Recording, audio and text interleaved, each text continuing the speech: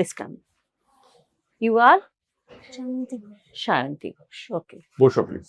বসো। Good afternoon. Yeah. আচ্ছা, তুমি কোথায় থাকো? বরানগরে থাকো। আচ্ছা, বরানগরের বরানগরে খুব কাছে একটা খুব বড় তীর্থস্থান কি? দক্ষিণেশ্বর কালী মন্দির। দক্ষিণেশ্বর কালী মন্দির। কে স্থাপনা করেছিলেন? রানী রাসমণি। রানী রাসমণি সম্পর্কে কি জানো? রানী রাসমণি সম্বন্ধে যেটুকু জানি, রানী রাসমণি হালি শাহরের মেয়ে ছিলেন। তারপরে না রাজচন্দ্র দাস ওনার হাজবেন্ডের নাম, ওনার সাথে বিয়ের পর উনি কোথাকার জমিদার ছিলেন? নাম তার এখন মনে রয়েছে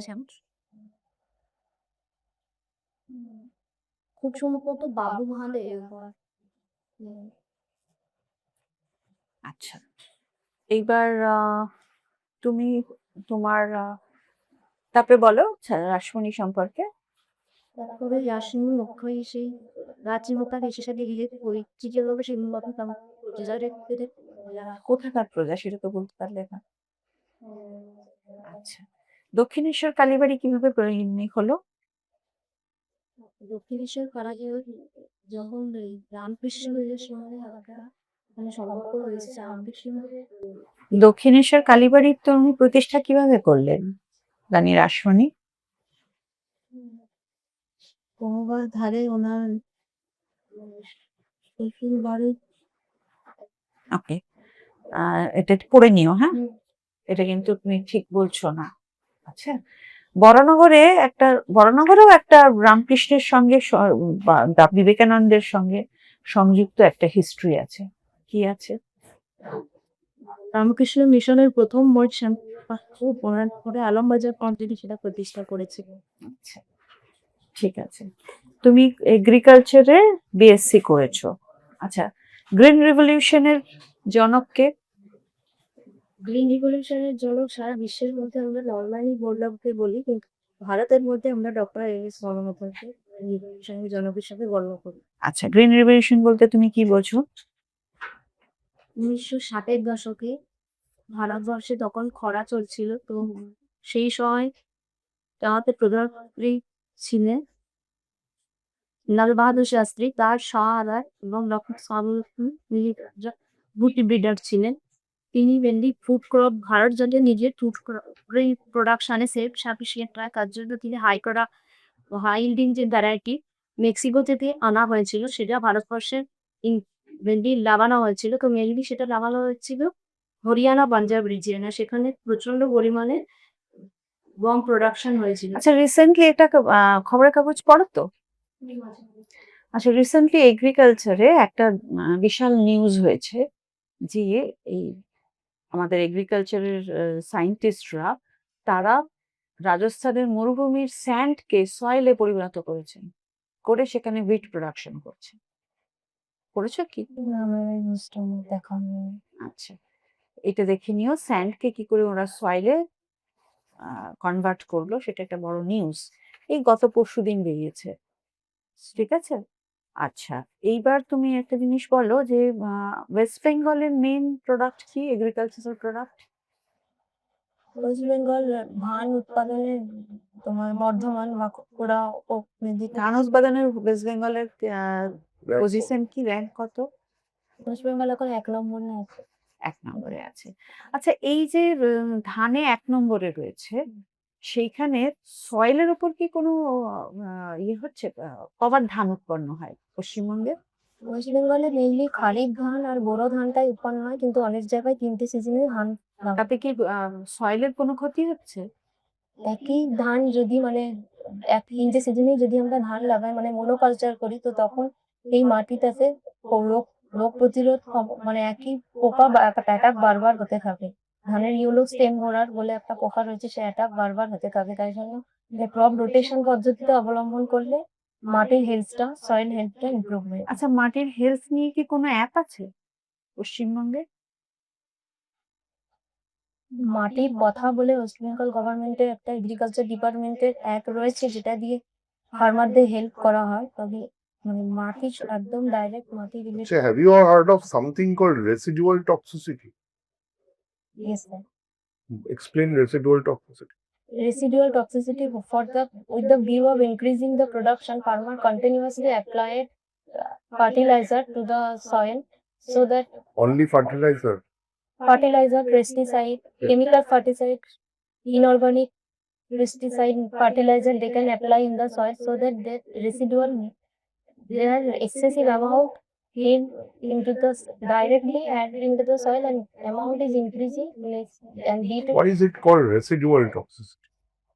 because when we apply it in the soil, some amount is placed in it, entire amount is not used by the crop. The next season, when the crop is cultivated in the same land, this Suppose, I'll further recast the question. Toxicity. So it has got something to do with toxin. If whatever we are applying is biodegradable, no sir. then it will not be a toxin, right? So something is staying there which is not easily biodegradable. Yes, sir. Mainly chemical fertilizer and pesticide applied, they are not biodegradable. Acha, what is this problem with boro rice? Boro চাষে কি খুব কিছু problem আছে? বড় চাষে কি বেশি লাগে এরকম কিছু আছে? বোরো চাষের মেনলি বোরো চাষ ধানটা ব্যাক ক্রপ সিজন যেটা সেখানে লাগানো হয় মেনলি নভেম্বর ডিসেম্বর। না, আমি সেটা বলছি না, কি বেশি লাগে? অন্য ধানের চেয়ে বোরোতে কিছু বেশি লাগে ইনগ্রেডিয়েন্ট? ফার্টিলাইজার ডোজ অন্য ধানে। শুধু ফার্টিলাইজার বেশি দিলে বড় চাষ হয়ে যাবে? জল কি নর্মাল অন্যগুলোর মতো লাগে না বেশি লাগে? এইটা আমাকে আচ্ছা, তুমি ইরিগেশনের কি ভ্যারাইটিস সম্বন্ধে লেখাপড়া করেছো? ধরো ইরিগেশন জেনারেলি ভারতবর্ষে 4 ধরনের ইরিগেশনকে মানে অ্যাপ্লাই করার চেষ্টা করা হচ্ছে, তার মধ্যে surface irrigation, subsurface irrigation, sprinkler আর ড্রেন। আর তাছাড়াও কিছু সাউথ ইন্ডিয়ার কিছু কিছু জায়গায় ট্যাঙ্ক ইরিগেশন। তো এই ধান চাষের ক্ষেত্রে অপটিমাল ইউটিলাইজেশন অফ ওয়াটার কোন ইরিগেশন পদ্ধতির দ্বারা? ধান চাষের ক্ষেত্রে একটা স্পেশাল টেকনিক অ্যাপ্লাই করা হয় যেটা হচ্ছে এসআরআই টেকনিক, যেখানে অপটিমাল ইউজ অফ ওয়াটার আর যতটা ওয়াটার ধানের ফুল ফর্ম হলো সিস্টেম অফ রাইস ইন্টেন্সিফিকেশন। আচ্ছা, এই যে সয়েল কোয়ালিটিতে তুমি বললে এছাড়া গ্রাউন্ড ওয়াটার নিয়ে কি কোনো ইস্যু আছে ওয়েস্ট বেঙ্গলে? গ্রাউন্ড ওয়াটারে কিছু কিছু জেলার যেমন মুর্শিদাবাদ, মালদাবাদ এই সমস্ত জেলায় কিছু আর্সেনিকের প্রবলেম রয়েছে। আর আমাদের নর্থ 24 পরগনা জেলায় মেনলি সমস্যা প্রচুর পরিমাণে গ্রাউন্ড ওয়াটার তোলা হচ্ছে, তার জন্য গ্রাউন্ড ওয়াটারের লেয়ারটা আস্তে আস্তে কমে আসছে। ওকে, আচ্ছা, তুমি কোন কোন কোন সার্ভিসকে অপশনাল ফার্স্ট অপশনে রেখেছো? West Bengal revenue service. Revenue সার্ভিসকে রেখেছো, খুব ভালো কথা। তাহলে ওয়েস্ট বেঙ্গলের ম্যাক্সিমাম রেভিনিউ কে দেয়? কোন ট্যাক্স দেয়? ইনডাইরেক্ট ট্যাক্সের আন্ডারে জিএসটি থেকে। জিএসটি থেকে আসে। আচ্ছা, তো খুব ভালো কথা। GST full form goods and service tax. Goods and service tax কবে ইমপ্লিমেন্টেড হয়েছিল? 1 জুলাই 2017। আচ্ছা, এই যে রিসেন্টলি জিএসটি 2.0 চালু হলো, কবে থেকে এটা এফেক্টিভ হলো? খুব সম্ভবত 22 সেপ্টেম্বর 2025। কি চেঞ্জ হলো? এই ট্যাক্সের মাধ্যমে আগে যে কারখানায় আলাদা আলাদা পার্সেন্ট অফ ট্যাক্সের যে স্ল্যাবটা ছিল সেটাকে অনেক সিম্পলিফাই করা হলো এবং মেনলি 5% আর 18% ট্যাক্স স্ল্যাবটাই রাখা হলো। আর খুব যেগুলো লাক্সারি গুড তার ক্ষেত্রে 40% রাখা হলো। আচ্ছা, যে রেট রেশনালাইজেশন সেটা করে কে? এই যে রেটটা যে চেঞ্জ হলো সেই রেট চেঞ্জ কে করে? জিএসটি কাউন্সিলের যে আচ্ছা, জিএসটি কাউন্সিল কি কনস্টিটিউশনাল বডি না স্ট্যাটুটরি বডি? আর্টিকেল 279 এতে জিএসটি কাউন্সিলের কথা বলা হয়েছে। তাহলে এটা কনস্টিটিউশন। কনস্টিটিউশন। আচ্ছা, এবার তার চেয়ারম্যান কে? তার চেয়ারম্যান ফাইন্যান্স মিনিস্টার অ্যাপয়েন্ট হয়েছেন doctor Nirmala, honourable minister doctor Nirmala Sitharaman. বাহ, খুব সুন্দর। আচ্ছা, এইবার তুমি জিএসটি তুমি কি কোন পোস্টে জয়েন করবে? রেভিনিউ সার্ভিসের তো 3টে ডাইরেক্টরেট রয়েছে, তো কমার্শিয়াল ট্যাক্সের আন্ডারে অ্যাসিস্ট্যান্ট হলে assistant commissioner of revenue, registration of stamp, registration of stamp, department of registration of stamp revenue আন্ডারে এডিএসআর চলে, আর এক্সাইজ হলে ডেপুটি এক্সাইজ তাহলে। আচ্ছা, তাহলে যদি তুমি এডিএসআর হিসেবে জয়েন করো তাহলে কোন অ্যাক্ট নিয়ে কাজ করবে?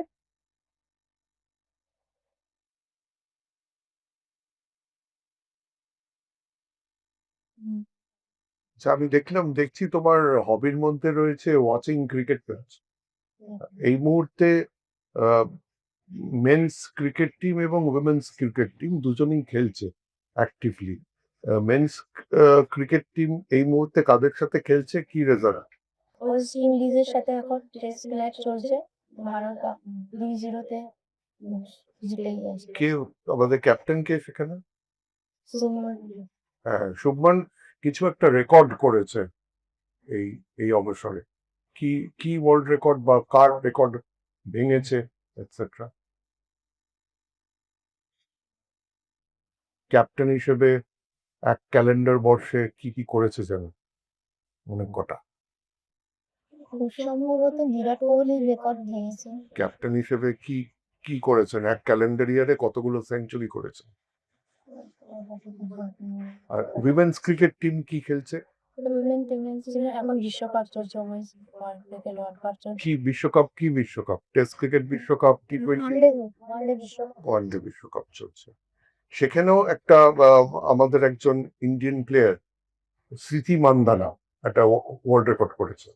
সর্বকনিষ্ঠ হিসাবে উনি খুব দারুণ, তারা মানে দ্রুততম 5,000 রানের রেকর্ড তৈরি করেছে। কনিষ্ঠ হিসেবে না ইনিংস হিসেবে? কতগুলো ইনিংসে করেছেন সেই হিসেবে? আচ্ছা, এর মধ্যে অস্ট্রেলিয়ার সাথে একটু ম্যাচ হয়েছে, সেই ম্যাচটাতে একটা রেকর্ড হয়েছে, স্পেসিফিক রেকর্ড হয়েছে বলতে পারবো। ইনফ্যাক্ট একাধিক রেকর্ড হয়েছে, তার মধ্যে একটা স্পেসিফিক রেকর্ড। অস্ট্রেলিয়ার সাথে যে ফাইনাল ম্যাচটা হলো ইন্ডিয়ান ওমেন, ফাইনাল হয়নি, ফাইনাল তো স্টেডি যায়নি।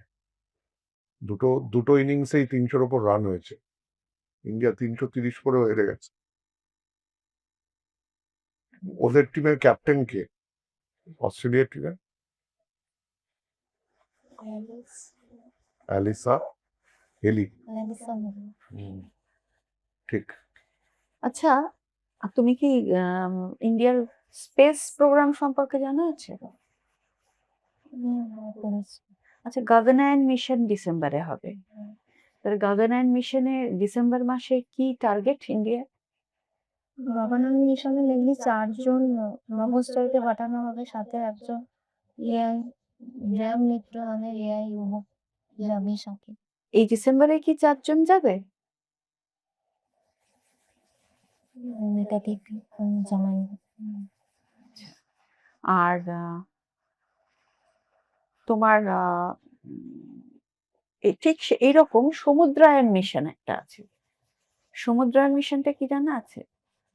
Deep sea ministry of earth science এর আন্ডারে এটা হচ্ছে, যার এখানে ডিপ সি এক্সপ্লোরেশন মেনলি করা হবে। আচ্ছা, তাকে বলে সমুদ্রায়ন মিশন। সেখানে যে যানটাকে পাঠানো হবে তার নাম কি? মৎস্য। বাহ, খুব ভালো। আর মৎস্য কি দিয়ে তৈরি? কোন মেটাল দিয়ে তৈরি? টাইটানিয়াম দিয়ে তৈরি। আচ্ছা, ক্রিটিক্যাল মিনারেল, এটা সম্পর্কে কিছু জানা আছে তোমার? Critical mineral mission. এটা একটু পড়ে নিও, কারণ ওই রেয়ার আর্থস নিয়ে এখন অনেক কিছু চলছে। ট্রাম্পের রেজিমে অনেক কিছু চলছে। কোন দেশে আছে, আমাদের রেয়ার আর্থস এর অনেক ডিপোজিটস আছে, কিন্তু আমরা ওটা ট্যাপ করি না। রেয়ার আর্থস কিসে লাগে একটু ব্রিফিংটাও করে দিতে পারলাম। You are a very good candidate. In fact, your preparation level is very good. কবে তোমার ইয়েটা? পরীক্ষা কবে আছে? ও অনেক দেরি আছে। অনেকটা বলো সময় তো, আছে। খুব মানে সুন্দর তুমি এটা হারিয়ে ফেলো না, হ্যাঁ তুমি যে ইয়ে প্রিপারেশন লেভেলটা আরো প্রিপারেশন আরেকটু কারেন্ট অ্যাফেয়ার করো। আরেকটা হচ্ছে যে তুমি এই যে তোমার রেভিনিউ সার্ভিস নিয়ে সব তিনটে উইং তো রেভিনিউ সার্ভিস আর তিনটে উইং নিয়ে পড়াশোনা করো। এবং এই রেভিনিউটা কিভাবে অ্যালোকেটেড হয় বিটুইন দ্য হুম। স্টেটস, কিভাবে অ্যালোকেট ফর্মুলাটা এবার ডাইরেক্ট ট্যাক্স কি, ইনডাইরেক্ট ট্যাক্স কি, ফিনান্স কমিশন কি, এই সংক্রান্ত সবকটা পড়ো। খুব ভালো প্রিপারেশন হয়েছে। প্রিপারেশন ভালো। Is very good. মানে বেশ it ভালো will be abnormal if you do not get selected, provided এই ইন্টারভিনিং পিরিয়ডে রিল্যাক্স করো না কিন্তু। You are very serious candidate. Thank you. মাঝে মাঝে একটু মুখে হাসি রেখো, অতটা সিরিয়াস থাকতে হবে। আরেকটু পেছনে ঢুকে বসবে, হ্যাঁ, একটু comfortably tension বসো। মনে হচ্ছে। হ্যাঁ, ঠিক তুমি আছে। জানো সব। আগে কি ইন্টারভিউ দিয়েছিলেন? মানে এনিওয়েজ মক ইন্টারভিউ বোধহয় প্রথম হলো। ওকে, তাহলে You are a very good candidate. You did quite well. ঠিক আছে, এসো। এসো। Thank you, sir.